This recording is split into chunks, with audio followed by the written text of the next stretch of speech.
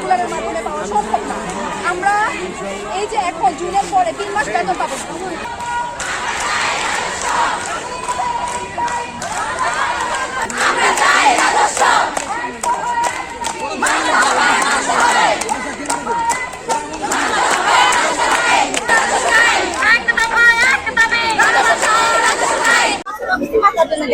আপনার 6 পাতার একটা ফর্ম দিল, আপনি তো পূরণ করতে পারবেন।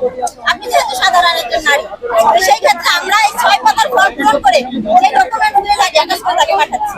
তার মানে কি তথ্য বা নারীদের সেবাটা প্রাপ্তিতে একেবারে সহজ করে দিয়েছে। নারীরা মনে করে আমরা তাদের একমাত্র আশ্রয়স্থল। আমার অফিস যদি বন্ধ থাকলে নারীরা এসে কান্নাকাটি করে যে আপনারা না থাকলে আমরা ভরসা পাই না। যে একমাত্র বাংলাদেশে একটাই অফিস নারীদের, সেই অফিসটা আমরা তথ্য দিয়ে একেবারে সামগ্রিকভাবে নারীদের সেই সুযোগটা আমরা দূরে পৌঁছে দিচ্ছি। একটু ধৈর্য ধরে আমার কথা শুনবেন, একটু চুপ করবেন।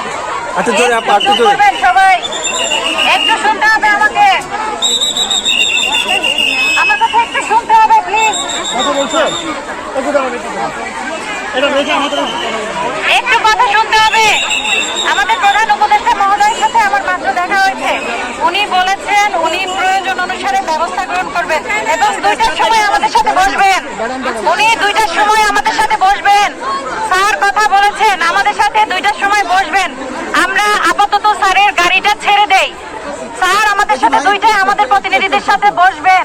আমরা গাড়িটা ছেড়ে দেই, স্যারের গাড়ি বের হওয়ার জন্য সুযোগ করে দেই। স্যার আমাদের সাথে 2টার সময় বসবেন।